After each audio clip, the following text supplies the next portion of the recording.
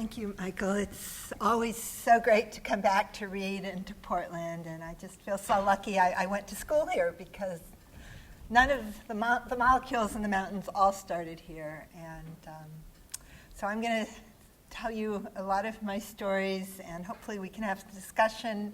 And maybe even this is pretty informal. If somebody wants to ask a question as we go along, that'll be fine. So I'll just say I start at a very young age. This is with my mom when I was very little. And I begin my book-breaking trail with sort of a memory that was not the happiest. My parents were divorced when I was quite young, and that was pretty unusual in those days. In fact, I never met anyone else with divorced parents till I came to read. And both of my roommates had divorced parents. I was so happy. Because you always feel just a little bit different. And so I do begin breaking trail when I was 4 years old. This was our family home in Davenport, Iowa. And I was sitting under the porch on a really hot summer day, and my two aunts, how does this work? This is the light pointer. Here. So that's my mom, my grandparents, and my two aunts. And I was sitting under the porch, and I heard them say, "That child will amount to no good." And when you're about 4 years old and you hear something like that, you really feel bad, and it's hard to get over those things. You never realize it what you say and children hear. And so my grandparents pretty much raised me, and they were really overprotective. I wasn't allowed to go to the beach because it was too dangerous. I wasn't allowed to ride horses because it was too dangerous. And so I was very lucky. I went to Reed College on a full scholarship. I wanted to get far from Chicago where I grew up, and I was very thrilled. And then everything changed. And this is my freshman chemistry lab. And this is Jane Shell. You know, if we can turn off this first row of lights right here, I don't know if that's possible. The pictures would look better. Like the front row, does that work? Maybe someone's going to try. Anyway, Jane was my freshman chemistry professor here at Reed, and some of you have heard me tell this story before, but I apologize, I have to tell it again because it's a Reed story. And so she was 23 and had a PhD from MIT. And she was a Reedie. She was from Portland. She was a violinist and a chemist. Couldn't decide what to play with the Portland Symphony or teach at Reed. She taught at Reed. And she thought chemistry was the most fun, interesting subject on the planet. There were 4 girls in my freshman chemistry class. We all got doctorates in chemistry, which says something about the importance of role models. And the other important part of my freshman chemistry class was my lab partner, John Hall, who was a very handsome young man from Portland. And he was a climber. Here he is the first time he was on the summit of Mount Hood. And remember, we studied chemistry till late one starry night. And he said, it was like February. He said, "This is a perfect evening for climbing Mount Hood. Do you want to go climb?" He was very handsome, so I said, "Sure."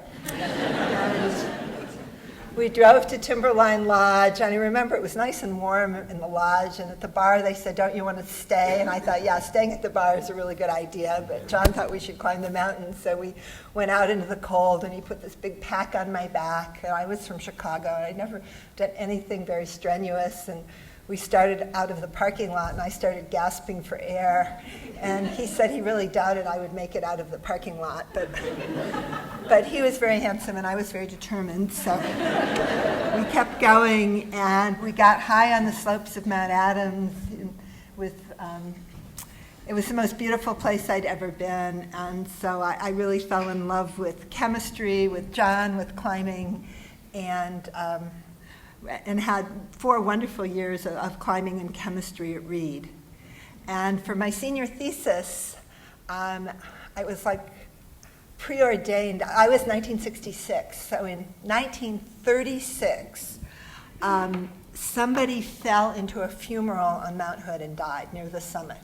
In fact, I remember his name was Victor von Norman, fell into this summit fumarole and died. And the Portland Fire Department tried to rescue him, or take out his body, I guess, not rescue him, but they couldn't because there were too many toxic gases. And finally, somebody wearing gas masks rescued his body, and they said, "We don't know what these gases are in these fumaroles on Mount Hood. Maybe some Reed student could analyze them." So in 1936, some Reed student wrote a thesis, it's in the library, you can check, on an analysis of the fumarole gases in Mount Hood, and said every 15 years these gases should be analyzed, because if the gases change abruptly, it means something is going on in the volcano and it might erupt, and if Mount Hood erupted, it could bury Portland.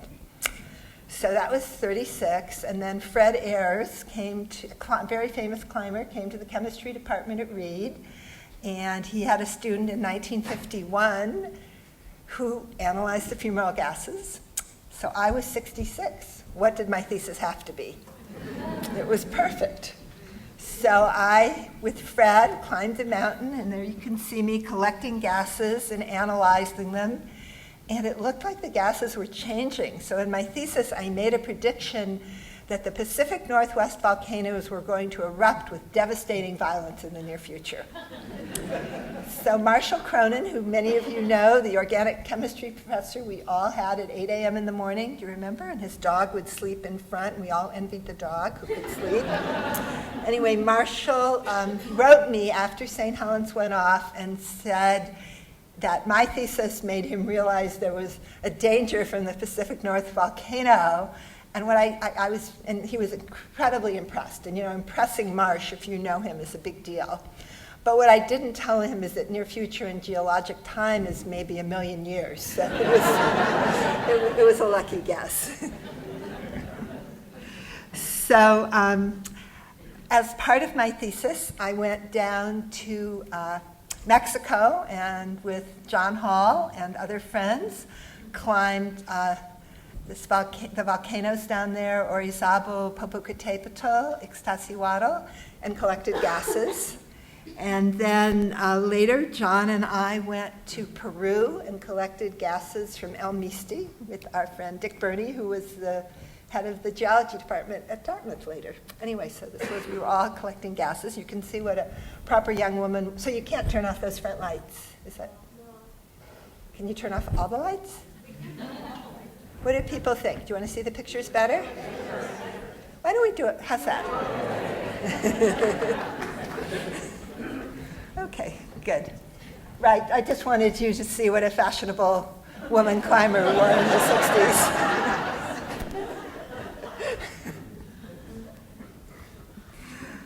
Okay, so, oops, no, what did I do wrong? Oh dear, I pushed a bad button. Okay, good. So I went to I did graduate from Reed in 66, and I won't go into it. Well, I went to MIT because Jane had gone to MIT for 1 year, and it was not a great place for women in those days. And then I came to Berkeley. This is UC Berkeley in the 60s. And at that time, my advisor was studying a molecule called transfer RNA, and he told me a few of those molecules had been sequenced, and he was trying to figure out what the three-dimensional structure should be. And so I actually bought hippie beads on Telegraph Avenue and strung them to follow the sequences of all the known tRNAs and folded it all up and guessed what the sequence would look like. And this is a three-dimensional model of what we guessed tRNA would look like, which actually turned out to be really close to being right, I later learned. And I think the theme we'll find in my life is this theme of kind of trying to make pictures of what things should be like, and then trying to make the pictures happen. So meanwhile, when we got bored, these are 3 chemistry grad students at Berkeley climbing the walls in the chemistry building. So when I passed my orals at Berkeley, I wanted to go on an expedition. And several friends were going on a guided climb up Denali, and so I wrote for the order form, the form to apply to go on the trip, but it said women could go for reduced price as far as base camp and help with the cooking. And when I said, well, I'd actually climbed as high as Denali with my friends from Reed in the Andes, which I'd done the summer before when we were collecting the volcanic gases, they said, well, women aren't physically strong enough or emotionally stable enough to climb high mountains. So I thought, well, I wonder if an all-women's team could climb Denali. So we organized the Denali Damsels, and that was way back in 1970. And here we are, carrying big, heavy packs, Nowadays, people pull sleds, which is a lot easier way low on the mountain, but nobody thought of it in those days. So maybe that was one reason, because you had about 200 pounds of gear to climb Denali, and that was like 3 carries, but like 60 or 70 pounds each. And I guess back then people sort of weren't sure that women could carry those kinds of heavy loads. But we did. And here we are on the West Buttress, a really beautiful place, very focused place. I often say climbing is a bit like meditation, because you think about your breathing and you're forced to think about where you're going, because if where you put your foot determines whether you live or die, there's a lot of focus, and that's how it feels like when you're on one of these narrow ridges. So we got up to our high camp here at 17,000 feet, and this is our leader, Grace Homan, who was a very experienced Alaskan climber who'd done some of the hardest first descents in Alaska. But it turns out she was one of these people who had an altitude barrier. Like, she was super strong up to a certain height, but beyond that height, she wasn't very strong at all. And her height was about 14,000 feet, and Denali's about 20. And she had not been able to carry her pack. She'd been really slow. And this is summit morning. We're at 17, and she felt terrible. And I said, Grace, maybe you should wait until you feel better. And she was determined. She said, no, I'm going to climb the mountain today.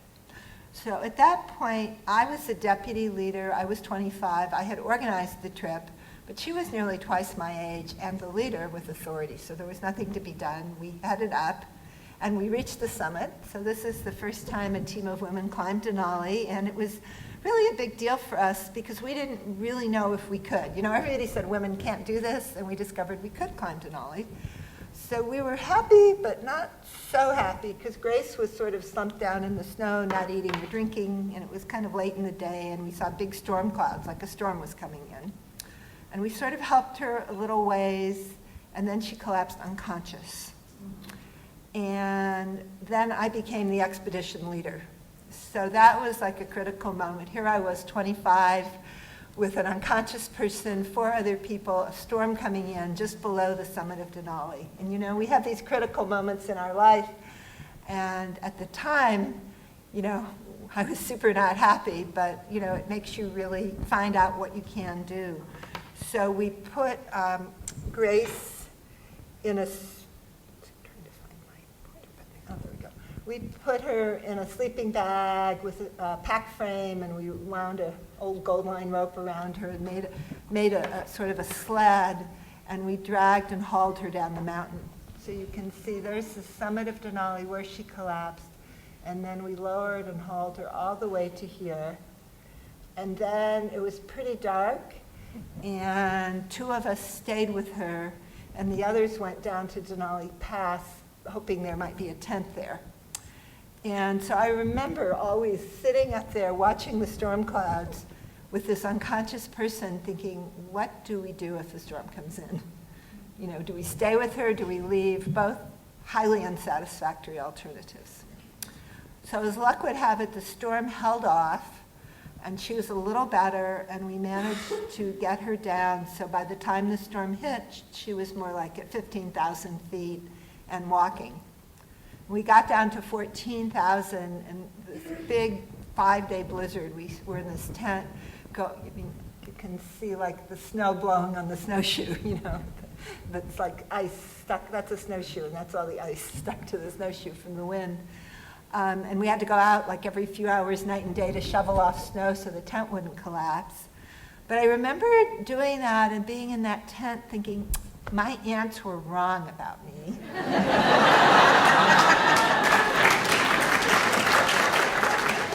And I don't know if I should say this, it's really crazy, but about 6 months ago, I got a letter from Reed College from the president, and I thought, it's just another fund appeal. I've already donated. I almost threw it away, but I opened it, and it said I had this incredible honor that I just don't feel worthy of at all. But my first thought was, guess what?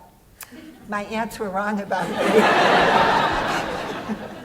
So, it's hard to get over what happens when you're 4 years old, no matter what. But anyway, so the storm went on and on. It finally ended. Oops, I did one more picture. Stop there. We got down and flew out, and I felt like a really changed person. Like I'd gone from being, a 25-year-old girl who climbed some mountains to feeling like a woman who felt I could do really hard things. And so then the next big hard thing happened when I was in graduate school, hard at work, not writing my thesis. Have any of you engaged in such activities? I bet every Reed student. Has any Reed student here not engaged in such activities? So what do you do when you're busy not writing your thesis? Well, I went to the movies, and as luck would have it, The Endless Summer was playing. The Beach Boys going around the world looking for the perfect wave. And I remember thinking, well, I'm a climber. I want to find the perfect summer. I want to do an endless winter. So I planned a trip where there would be a season in the Alps of climbing, a season in West Africa, go to Iran and Afghanistan and India and the Himalayas, and then go down to the Great Barrier Reef in New Zealand.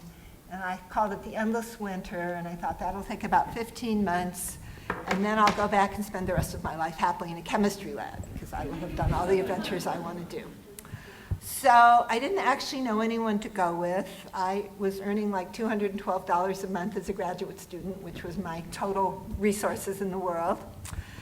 But, that's the deal. Once you have that picture, you draw that line on the map. So every time I gave a talk like this, I'd say, anybody want to go climb around the world for 15 months? Anybody here want to do that? And several people responded, and I said, great, let's go. And so I saved my money in grad school very carefully, and we had a very low-cost trip. And we actually did pretty much what I had dreamed up that night in the chemistry lab. We missed Europe because my thesis was late, and in fact, part of the reason my thesis was late was this was 1971, and a few months before we were to leave, several of my Reed friends were climbing Mount St. Elias, along with one of the people I hardly knew who was going to go on the Endless Winter, Toby Wheeler. And they were actually doing a traverse of Logan and St. Elias, a very visionary sort of climb that nobody had ever done. And they climbed Logan and were hit by an avalanche on St. Elias. And I know we have relatives here of Susan Deary and John Hall, both wonderful, brilliant Reed students who were killed on that climb, along with Lucille Borgen and Stanley Adamson. And so it was a huge tragedy. It was like in August of 1971, and but I didn't know what else to do, so I went off on this trip. So the trip wasn't as wonderful as it might have been, because we were all so very sad. But we did what had been planned. We started in Ethiopia, and this is Ras Dashan, the highest peak in Ethiopia. It's about 15,000 feet. And we went to the Ruwenzori. These are the Mountains of the Moon. Believe it or not, what you're looking at is the border between Uganda and Congo. When you think of Congo, you probably don't think of glaciated peaks, but they're equatorial peaks about 17,000 feet, which in those days at least had these big, beautiful glaciers. The equatorial glaciers aren't doing so well, so I'm not totally sure what they look like now. But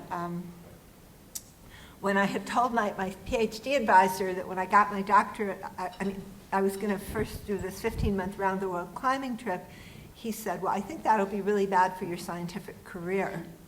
And I said, no, it'll be fine. I'm going to think about my research the whole time, and I'm going to make a flag that says transfer RNA. That was the molecule I was studying. And I'm going to fly it on all the summits. So here I am at the highest point in the Ruwenzori on the Congo-Uganda border thinking about my research. And we climbed Mount Kenya, which is quite a difficult technical climb, and then we went to Kilimanjaro. And as I said, we were on a super budget. So in Kilimanjaro, they had these kind of safaris where people paid a lot of money and had porters carrying their stuff and had really great food. And we were carrying our own stuff, and our food was from the market and somewhat historic. And so summit morning, there was quite a lot of snow. And there were some guided parties, and they decided to turn back. And I said, no, it's going to be great up there. I'm going to sunbathe in my bikini on the top of Kilimanjaro. So one of the guided party guys said, I'll give you $10 if you'll send me a picture of you sunbathing on top of Kilimanjaro. So we were very poor, and that's my summit picture.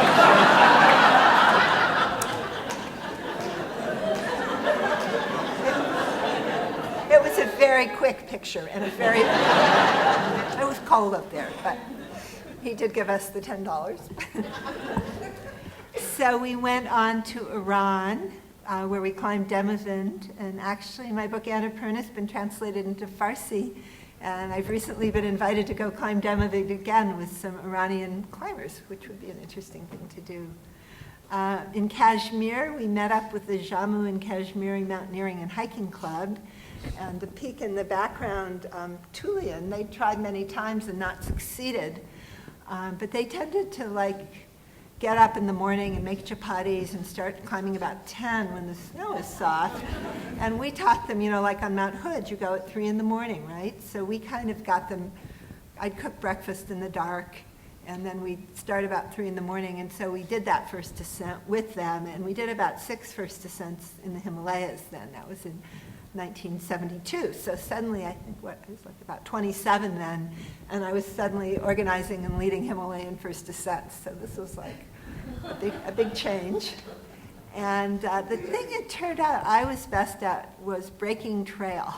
I'm actually really slow. I'm not a great technical climber, but I'm very curious and determined. And so several times the snow was super deep, and the guys were like, it's just not worth it. And I'm like, no, I want to know what's on the other side of the ridge. And I would slog up through the deep snow, and then we'd come to an ice face, and they'd catch up and climb the ice face, and we'd do our first descent. So I think my book was named Breaking Trail because that was, kind of what I did, plod up the mountain. So we then went to Afghanistan, where we had permission to try a mountain Noshak, which was nearly 8,000 meters. And in those days, all the world's mountains of 8,000 meters had been climbed by men, but no woman had climbed 8,000 meters. And on our Noshak expedition, there were several women. And here I am at about 20,000 feet thinking about my research. So it was in Afghanistan. It's Terechmir in Pakistan in the background. And so some of the members of our trip did reach the summit. I didn't, but we got, again, a lot of women, a lot of high altitude experience. Then we tried some really hard peaks that we didn't manage to climb, but this was a year and a half of really serious climbing. And then I did come back to graduate school, not graduate school, postdoc. And so I went to Stanford as a postdoc in the biochemistry department and continued doing expeditions, climbing and chemistry. And then everything changed on this really easy mountain in India. This mountain is called Trisol, and it's about 23,000 feet. You can see it's pretty easy. Wouldn't everyone like to climb this? Doesn't this look pretty straightforward? And on this trip was a young man named Bruce Carson, who was America's leading young rock climber. He had pioneered climbing the hardest cliffs in Yosemite without pitons. So before that, people would drive pitons in, and he developed using just little chalks and nuts and new techniques, and did the first grade 6s and persuaded people like Yvonne Chenard and Royal Robbins that they could actually do grade 6s without pitons. And he was a great climber, very safety conscious. And so this was summit morning. That's Nanda Devi in the background. It's near Nanda Devi, the highest peak in India, a very beautiful mountain. So we headed up, and we got to the summit. Bruce, I'm a slow walker. I got there sort of behind Bruce and some of the others. And we got to the summit, and Bruce's companion said, we think Bruce is lost. And what had happened is, got into the summit and unroped, and Bruce walked here, and what this is, was a cornice. A cornice is where the snow just blows, and so there's just snow with no rock underneath. And the side we'd come up, you saw, looked very mellow and gradual. The Indians really didn't like to give out maps of their mountains for security issues in those days, so we didn't really have any good maps. And what we didn't know is that the other side was a 5,000 vertical foot face with a cornice over it. And so Bruce stepped through the cornice and fell to his death. And so he was 23, this brilliant climber, environmentalist, and I was completely devastated. And so I remember walking the streets of Bombay after the climb thinking I really want to do something to help the environment in his memory. And that what I was doing at Stanford, looking at how proteins folded, was just not interesting or important. It turns out it's super important for almost all diseases, but in any case, I didn't know that. And in fact, the experiments we did then led to a really lot of important science, but I wanted to do something different. So I came back and talked to a guy named Bruce Ames. If any of you have heard of the Ames test, it's a test for seeing if a chemical changes the DNA in bacteria, it is likely to cause cancer because cancer is related to DNA mutating or changing. And so I said to Bruce Ames, what can I do? And he said, well, could you study flame retardants? He said, I'm really concerned about this flame retardant called brominated tris. It's like 10% of the weight of the fabric of the pajamas that most of the kids in America are wearing. And I think it might get into the kids, and I think it really might change DNA. So we found a little girl who'd never worn tris-treated pajamas. Her mom had bought her pajamas in England, and so we had the little girl wear the tris-treated pajamas. We collected her urine. The first morning, there were tris breakdown products in her urine. And they were breakdown products that were known cancer-causing chemicals. And every day she wore the pajamas, the level of the toxic chemicals went up. She stopped wearing them, and the level went down. So it was pretty clear. And then we tested tris to see if it was a mutagen. Did it change DNA? And it was one of the strongest mutagens that anyone had ever seen. So this was horrible. You know, that all the kids in America were pretty much wearing these pajamas, and I thought, oh my gosh, I've got to write a paper and demonstrate this and tell the parents of America we've got to stop having tris in kids' pajamas. And then I got invited to this mountain. Do you know what this mountain is? It's Mount Everest. And at that point in 1976, no American woman had even tried Everest. And so I had this terrible decision. Did I go try to be the first American woman to climb Everest? Or did I write the paper on the toxic pajamas? So how many of you would have gone and tried to climb Mount Everest? And how many of you would have written the paper on the toxic pajamas? Okay, so I tried to do both. I went to Everest, but the whole time I was climbing in these beautiful places, like this is the Khumbu Icefall, putting up ladders, going up ice walls. Every night I would get to camp and I'd write my paper. And this was my high point on Everest. This is 24.5. And my flag now said the mutants. This is the petri dish without tris. There's only a couple colonies, and this is blowing in the wind, but the petri dish with tris had many, many colonies, many mutated bacteria.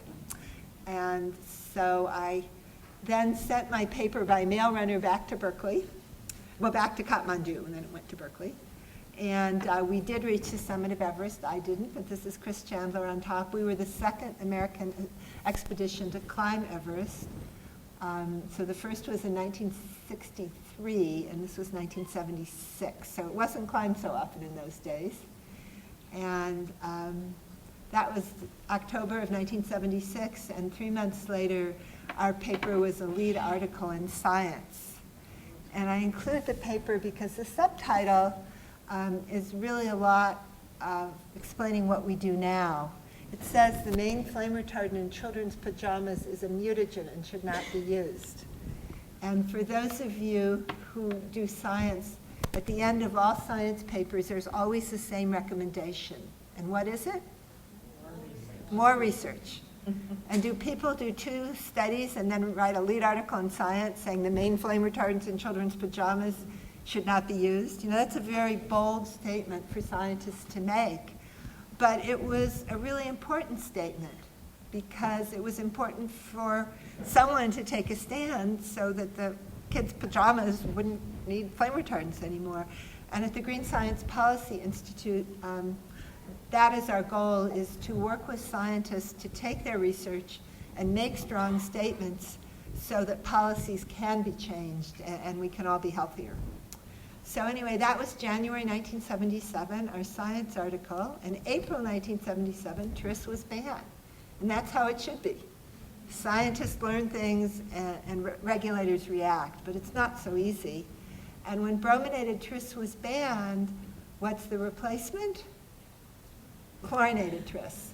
Industry likes to keep things as similar as possible, and so that didn't look so good. We did more tests, and chlorinated tris also changed DNA, and we wrote another paper in Science, and chlorinated tris was removed from pajamas in 1978.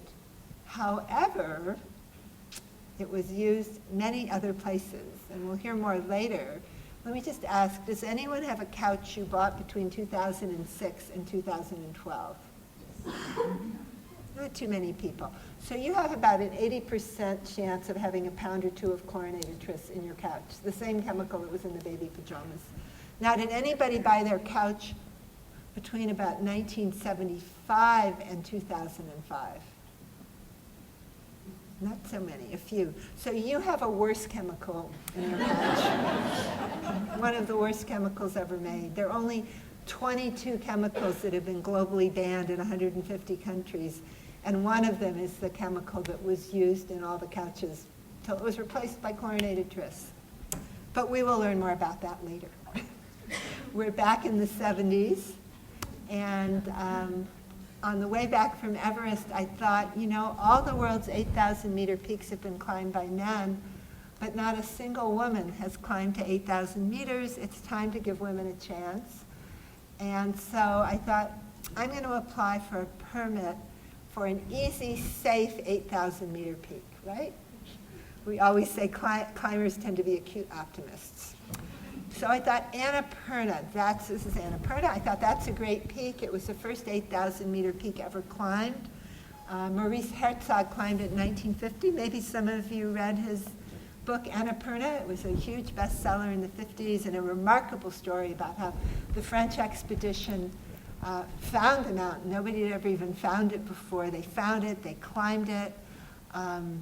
They all came back alive. So I thought it's probably a safe, easy mountain. So we put together a team of women climbers, base camp manager, film crew.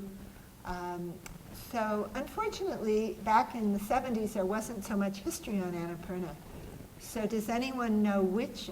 So in the world, there are about 15 8,000 meter peaks, 26,000 foot high peaks, so that's kind of a magic number. And so of these 8,000 meter peaks, guess which one has the highest fatality rate? Annapurna. And probably is the hardest to climb. A lot of people who are now doing all 14 of them, they climb all the others, and then Annapurna last because it's so dangerous and hard. Fortunately, we didn't know that when we went.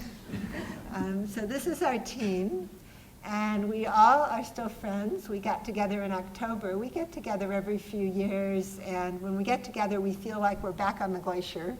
And we feel like nobody changes. Like Margie, here she's a 21-year-old geology graduate student at UC Santa Cruz, very outspoken, but really fun. Now she's, can't do my math, but I think she's about a 50-some geology head of department at, oh goodness, it's a small liberal arts college in LA, and I'm spacing out the name. Anyway, college professor in LA. Chairman of the department, and she is a little pushy, outspoken, and a lot of fun, just the same.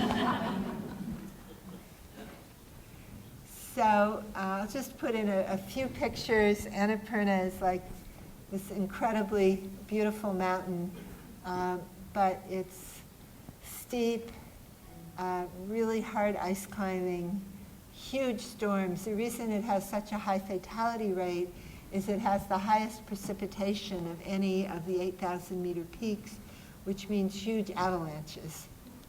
And this cloud became an avalanche. It was about 5 miles wide, and directly in its path actually were our film crew. and it stopped right above them. And they were picked up and hurled through the air, but they were all okay. But it was pretty terrifying, and we questioned if we should be there, but we stayed. And we climbed. This is the Dutch Rib, and if you want to think about a place where climbing is like meditation, you really are thinking, because if you were to slip, the consequences would not be good. So Annapurna was really beautiful. We reached the summit. We were the first women, the first Americans. We set an altitude record for American women, 2 women members, 2 of our Sherpas. There's our Nepali flag, an American flag, held together by a Save the Whales pin. And we were very, very happy, but there was a second summit bid by Vera Watson and Allison Chadwick, and we'll never know what happened, if it was an avalanche, a rock fall, a loss of focus, but they never reached Camp 5 and fell to their death. So, like so many expeditions, we lost 2 of our climbers on Annapurna. And once again, I was devastated. And a lot of people were like, you didn't really climb the mountain, because we had 5 Sherpas helping us. And it didn't seem quite fair, because on the American Bicentennial Expedition 2 years earlier, we'd had 40 Sherpas helping us, and nobody kind of said Americans hadn't climbed the mountain. But anyway, it made me really want to do an expedition that was all women with no Sherpas and no porters. So in 1980, I led an expedition with a number of the Annapurna team members and a number of other young women climbers and some Indian women to Brigapanth, which was an unclimbed, quite difficult mountain in the Indian Himalayas. And we were successful. We made the first descent up a very new route, and I was congratulated by Indira Gandhi and told her I had always dreamed of walking the length of the Himalayas, because I wanted to see the whole Himalayas. And there are these terrible, twisty, motion-sick roads to get to these places. And I thought the best way is to avoid the roads and just walk from one end to the other. And she said, but foreigners are not allowed to cross the borders into and out of India. But Mrs. Gandhi said she thought she could help. And she did.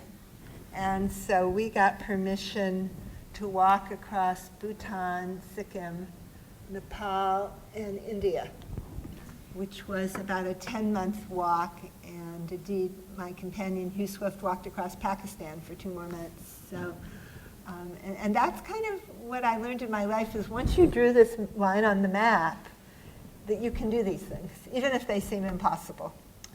And so that's Hugh Swift, and indeed when I met him, we both dreamed of doing this, but I have a really bad sense of direction.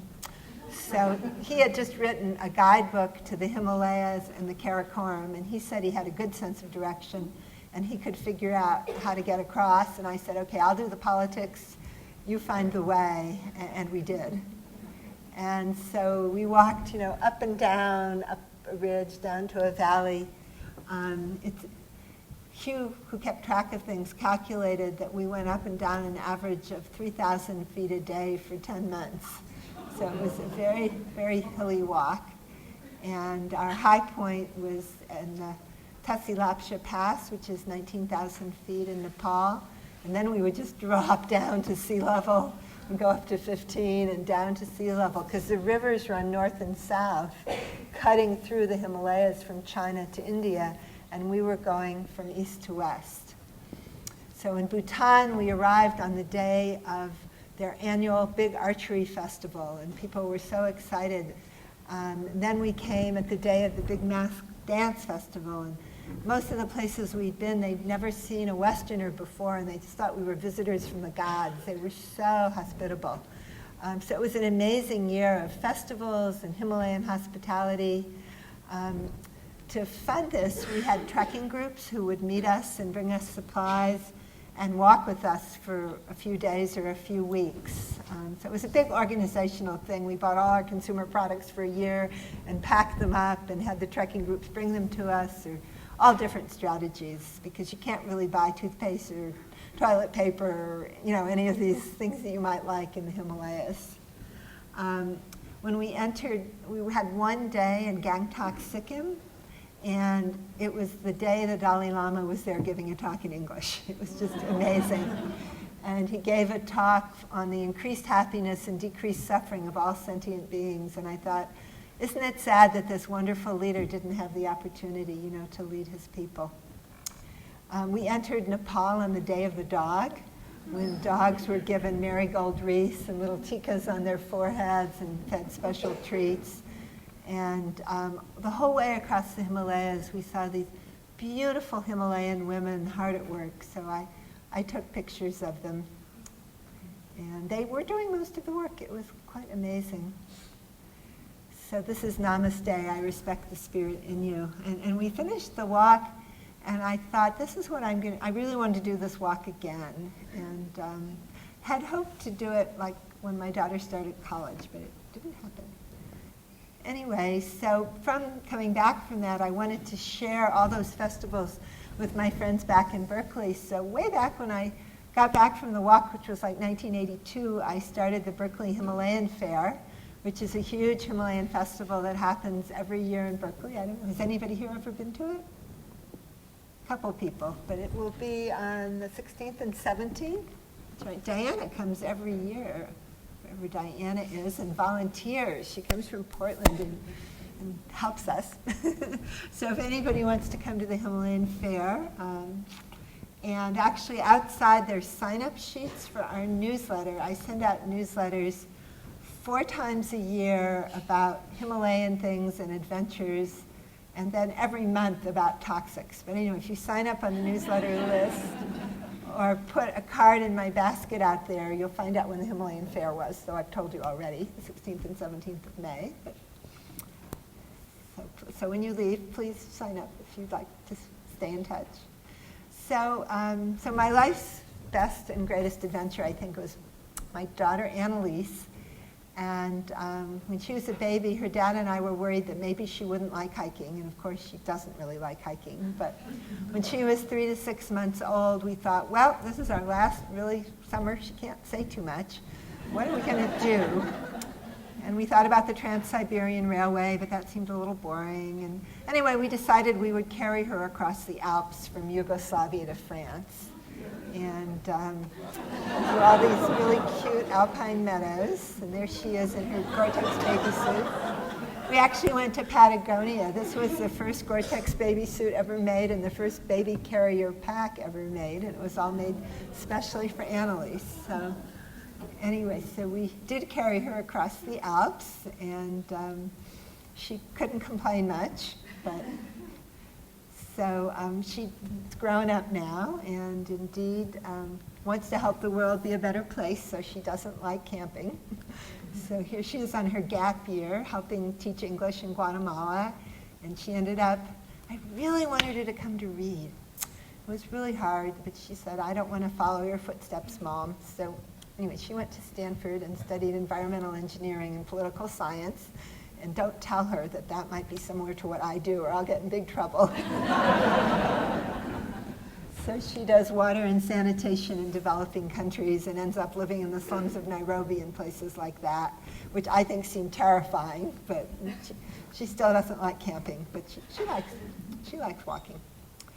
So meanwhile, I wrote a book, Annapurna, A Woman's Place, about the Annapurna expedition, which recently went out of print because Sierra Club Books, sadly enough, went out of business, which is very sad. But a Berkeley publisher is going to bring it back into print very soon.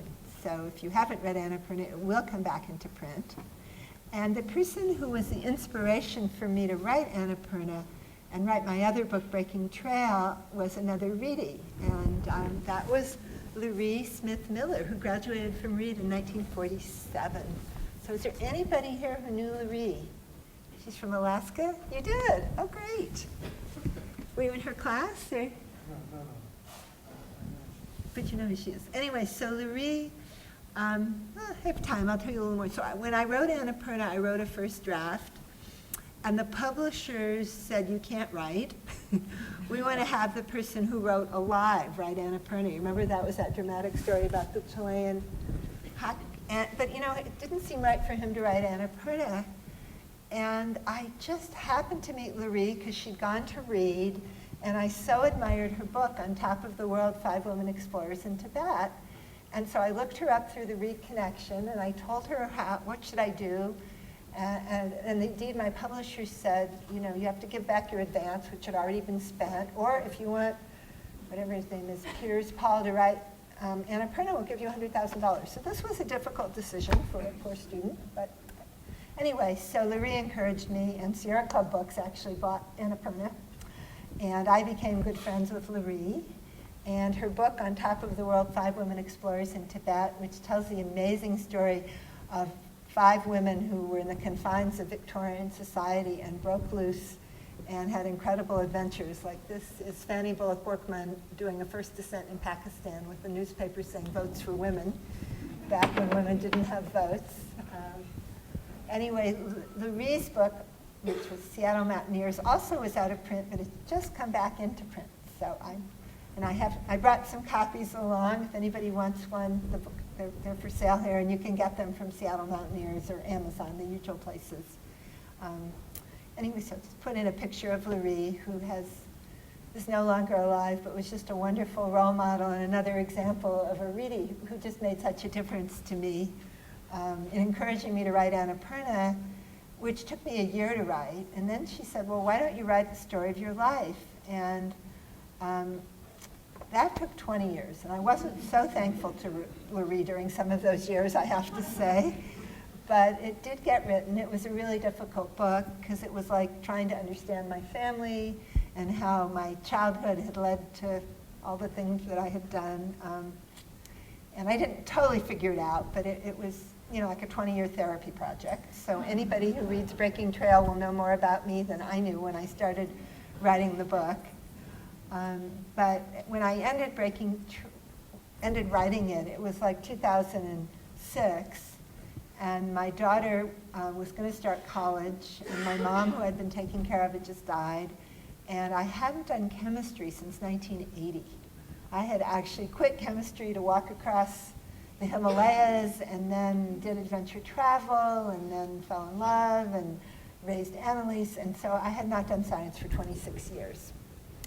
And I thought, oh my goodness, what am I going to do next? And when the last sentence of Breaking Trail, the last paragraph, I really didn't know what I was going to do. I wanted to go back to science. I wanted to do something to help the world, but I did not have a clue how. And so the last sentence of Breaking Trail was, this future lies ahead of me like an unbroken snow slope. I don't know my path, but I want to find a way to break trail to a healthier, more just world. And I was kind of clueless. And then everything changed. So since that, it's been over 8 years, has been the biggest adventure of my life. Every day more perilous than Annapurna. And so it's felt that it's all chemistry. So now you've heard mostly about the mountains, but now I'm going to tell you about the molecules, except they're mountains too. And if I hadn't have climbed Annapurna and all these mountains, I would have never have really been able to do the molecule adventures. So actually, let me ask you a question, and I'll probably know the answer. How many of you think if a chemical is in your shampoo or your toothpaste or your chair, someone in the government is making sure it's safe for your health? Nobody thinks this. What an educated audience. But the reality is most people in America think this. And you would be surprised. I could speak to people who are professors in the chemistry department at Berkeley who think this. I spoke to a bunch of them. And what is the reason? It's because we have one law in America for chemicals before they go out in the world. So when they're out in the world, there's a Clean Air Act, a Clean Water Act, but once they're out in the world, you can't bring them back. So it's called the Toxic Substances Control Act of 1976, TSCA. And when it passed, 62,000 chemicals were grandfathered. That means they're fine. And they can't be regulated. So one example is asbestos. 10,000 people a year die of asbestos disease. The EPA spent years trying to regulate it, and the standard of proof was so high they have not regulated it. You might say, wait, asbestos is illegal, lawsuits. Well, asbestos is regulated by lawsuits because there's a form of cancer called mesothelioma that's only caused by asbestos. So if someone has mesothelioma and they're an asbestos worker, they sue. But you know what? Everybody who wins an asbestos lawsuit shortly thereafter dies of mesothelioma. So that's not a good way to regulate. And that is how we regulate new chemicals. Since '76, no data is required. So 85% have no health data, 2/3 have no data at all. And the EPA has 6 weeks with no data to show harm. If they show harm, the companies have 4 years to produce data, during which time they sell the chemicals. And once they sell the chemicals, do you think they ever stop selling them? Not easy. So a question to really brilliant pediatricians who do environmental health, Herb Needleman and Phil Landrigan, said, are we conducting a massive clinical toxicological trial using our children and our children's children as experimental subjects? And what can we do with all these untested, people say 80,000 untested untested chemicals, and the market of chemicals, you know, like everybody wants to sell more all the time, and so with chemicals, it's the same thing. You know, projection, sale of chemicals doubles every 20 years. Do we need all these chemicals? What can we do? And so I'm just going to start by saying, people might start looking depressed, but I'm not, because there's real hope. And most of my story is going to be a worry, but I'm just going to start by giving you a really helpful thing. And this is, we got together with a lot of, well, 20 people who were leading scientists, people from business, NGOs, and people from government who really cared about solving this toxic chemical issue on a retreat. And we realized that when you think about 80,000 chemicals, it makes your mind just whirl. All you can do is, what can you do? But that the toxic, harmful chemicals are actually really in 6 chemical classes. And when you know what those classes are, you can work with people to stop using whole classes of chemicals. So instead of just banning brominated tris and getting chlorinated tris, let's just ban all the trises, or let's just not use them in our products. And so here we have my only, put in the periodic table, right? So 3 of the classes involve fluorine, chlorine, and bromine. And those are the halogens, and they're very persistent, they're very strong bonds, and those molecules stay around forever. And I'll just say what the 6 classes are. They're fluorinated chemicals. These are stain and water repellents. They're chlorinated antimicrobials like triclosan and triclocarban. The flame retardants we're going to talk about a lot. Endocrine disruptors like BPA and phthalates. Some organic solvents and some metals. And these are a big chunk, the majority of the harmful chemicals in everyday products, and we know what they are. And with this information, we can choose not to be exposed to them. And people who are retailers and manufacturers can learn about this, and there's no benefit to them for putting harmful chemicals in their products. So, so this model of thinking about classes can be really powerful. So I'm going to tell you now about flame retardants, one of the 6 classes, the one we've worked on a lot. And the problem with flame retardants is standards that lead to their use. And these standards happened way back in the 70s, and people didn't say, do these flame retardants actually reduce fires? And guess what the answer often is? No. And people didn't think, are the chemicals used to meet the standards harmful? And as we heard, the children's sleepwear was met with harmful chemicals, and furniture and building insulation are the other 2 areas where there really are harmful chemicals. So the reason, those of you who had couches, remember, is anybody worried about their couch now? Okay, so the reason you're worried about your couch, unfortunately, is a California regulation called Technical Bulletin 117. But the supply chain is such that all Oregon furniture meets California standards. So if you go home and you turn over the center cushion on your couch, it's going to say it meets Technical Bulletin 117, almost for sure. And that requires the foam inside the furniture to withstand a 12-second small open flame. And if you do a thought experiment and you imagine you drop a candle on your couch, what burns first? The cover. And once the cover burns, you have a large flame, and then the foam burns, and the couch burns, and the flame retardants only make the smoke more toxic. And so all these, and the flame retardants are 5% of the weight of the foam. So if you have 20 pounds of foam in your couch, you have a pound of a highly toxic flame retardant in your house. No significant fire safety benefit. What are the health effects? Well, the flame retardant that was used until it was globally banned in 2005, there have been 5,000 papers studying it.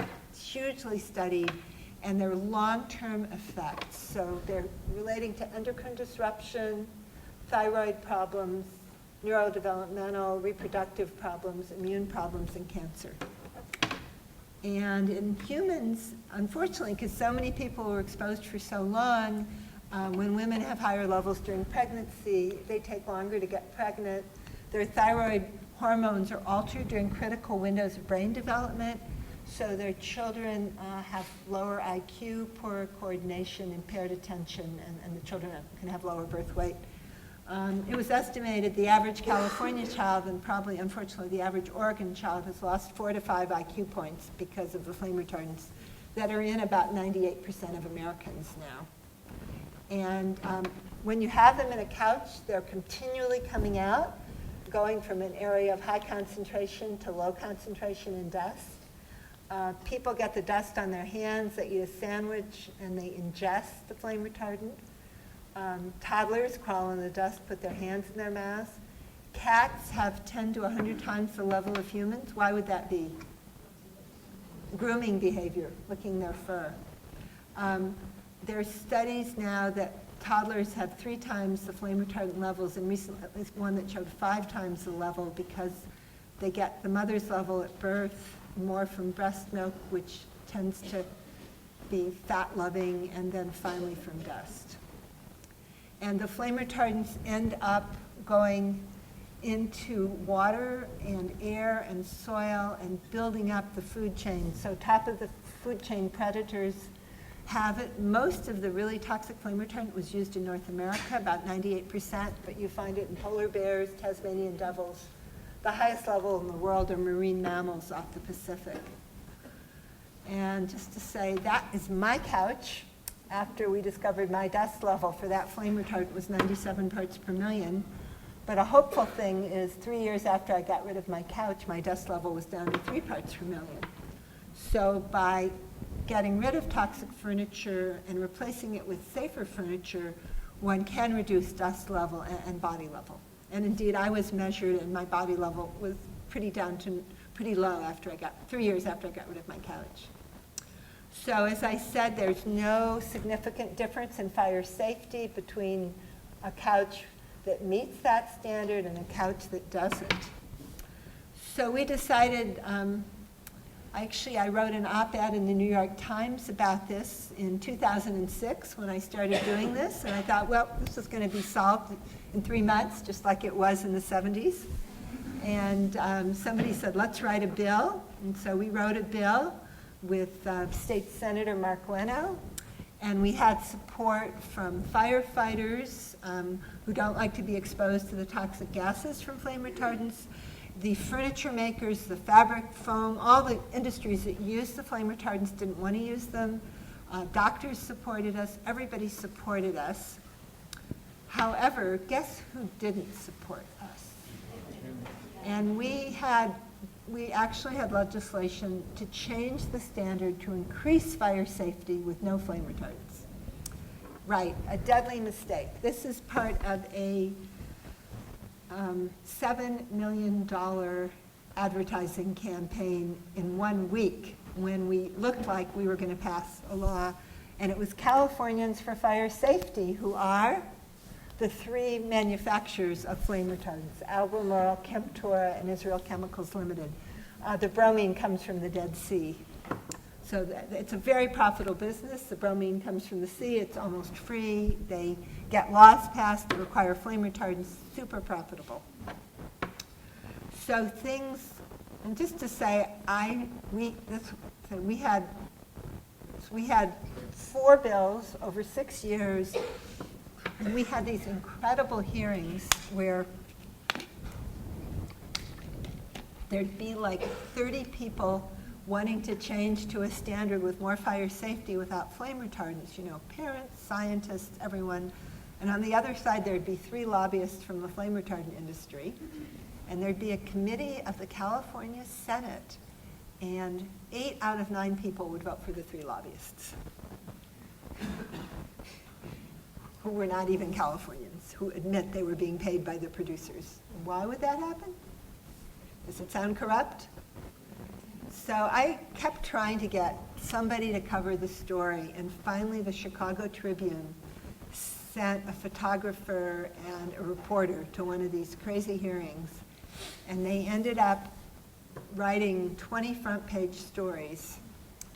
And this says it all. A deceptive campaign by industry brought toxic flame retardants into our homes and into our bodies, and the chemicals don't even work as promised. And they were a finalist for the Pulitzer Prize, and they won all these other journalism prizes. And so before this series, and this was a Chicago paper writing about corruption in California, at this hearing there was a burn doctor who was president of the American Burn Association, and from Seattle, University of Washington professor, who always came and testified that there was this little baby that died because there weren't flame retardants in her crib, and he told gruesome stories of the death of this baby. Well, the Tribune reporters learned there was no baby, and that he was paid $240,000 for his testimony. And he's since lost his license. So that was part of the story. And so before this all happened, I'd go to a party and somebody would say, "What do you do?" And I'd say, "I work on flame retardants." And I'd tell them the whole story because I had to, because it was like the emperor's new clothes, these terrible chemicals are in your couch, no fire safety. And they'd all say, "Bye, I gotta go now." And I'd see them talking to other people across the room. And so I felt like, oh God, am I gonna go to my grave like this lady who rants about flame retardants? And then after the Chicago Tribune series came out, Dick Durbin from Illinois, who was the majority whip in the Senate, started ranting. And there were hearings in Congress, and a lot of people started ranting, and things really changed. And a documentary was made. Jamie Redford, son of Robert Redford, followed us around for about 1.5 years and made Toxic Hot Seat, which is an 1.5 hour documentary documenting all this crazy stuff from the flame retardant industry, which you can probably download it online. So suddenly the whole world knew. I don't know, you'd heard about flame retardants, but people hadn't heard. And then, but it was like a miracle because there's so little investigative journalism now that we actually had 3 reporters who worked on this for 1 year. So the governor, meanwhile, we changed governors from Arnold Schwarzenegger, who was opposed to doing anything about flame retardants, to Jerry Brown, who got educated, but really was kind of afraid to do anything because the chemical industry spent a documented $23 million in Sacramento killing our legislation, and he had the power to change things, but he was afraid of the chemical industry. But in any case, after the Tribune series came out, he was able to change things because they couldn't do their big advertising campaigns. So he told the state agencies to change to better ways to meet fire safety standards by reducing and eliminating whenever possible dangerous chemicals. And that was back a couple of years ago, and it's been a long process to do it legally. There were hearings, a lot of stuff, but things changed. So all these baby products, strollers, high chairs. We wrote a paper where we analyzed 100 baby products, and 85% of them contain toxic flame retardants. In fact, it's interesting because when we wrote the paper, the journal Environmental Science and Technology first turned it down as not novel enough because the analytic techniques we were using weren't that novel. but we discovered new flame retardants anyway. But they published it finally, and it ended up being the #1 paper of the year, and the fourth or fifth most read paper ever in environmental science and technology, which was an example that this kind of work is really of interest to scientists and other people because it's real. So anyway, Jerry Brown changed the law so baby products no longer need to have flame retardants in them, but they still can. So I know a new father who I was talking to him outside was really concerned about buying baby products. And for furniture, we have a new standard called TB 117-2013, and it was implemented last January, mandatory this January.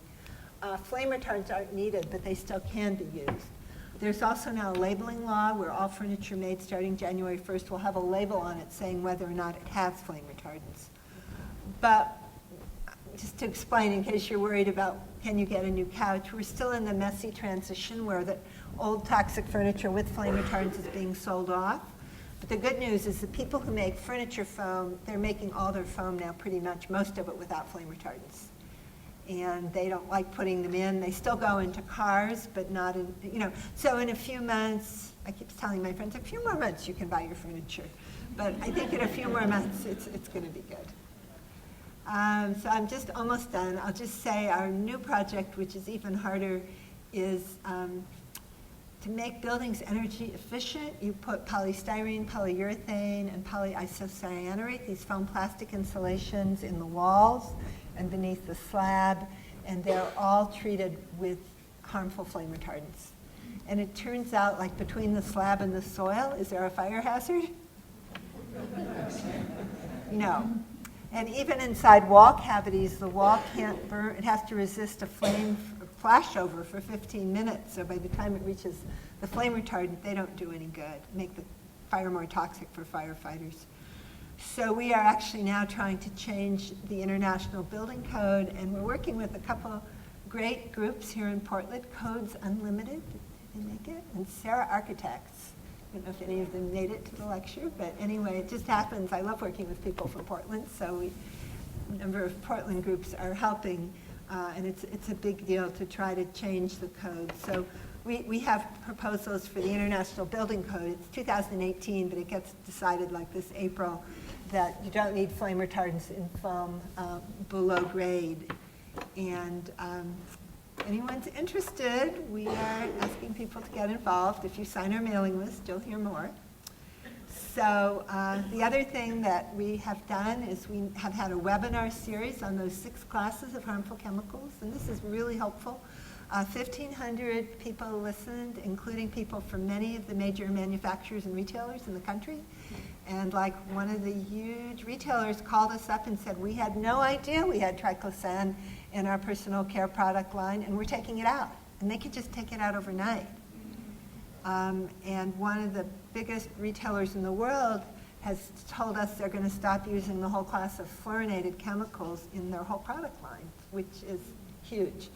So this is a way that retailers and manufacturers can get educated about whole classes of chemicals. And instead of going from one toxic one to the other, they can just decide not to use the whole class. Now, the question of what they substitute is important, but in many cases, you don't necessarily need so many chemicals. You know, if you say to a mom, you can have a stain-resistant carpet, but that chemical is going to be in your baby's body and harmful for the rest of their life, maybe she doesn't need that degree of stain resistance. So we are really optimistic that this concept of thinking about classes can really reduce the use of harmful chemicals and really make our population healthier. So doesn't that seem as good as Annapurna?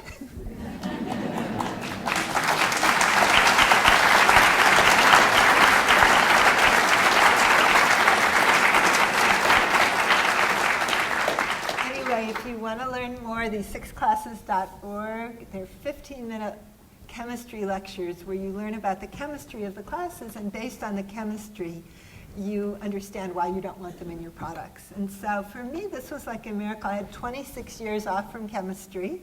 So I say chemistry is like riding a bicycle. You know, that chemistry that I learned at Reed College, and everything I learned at Reed, you know, it just really made it possible and enriched my life. And really, Reed helped me to do all this, both the mountains and the molecules. So I'll just end by saying that we hope you'll sign our mailing list and hear from us once a month if you give me your card. And I want to end with a really optimistic message. I think the problem of toxic chemicals in everyday products can be solved, and that we can reduce these chemicals, and the whole world can be healthier. And so this is Goat Rocks, beautiful wildflowers with Mount Rainier in the distance.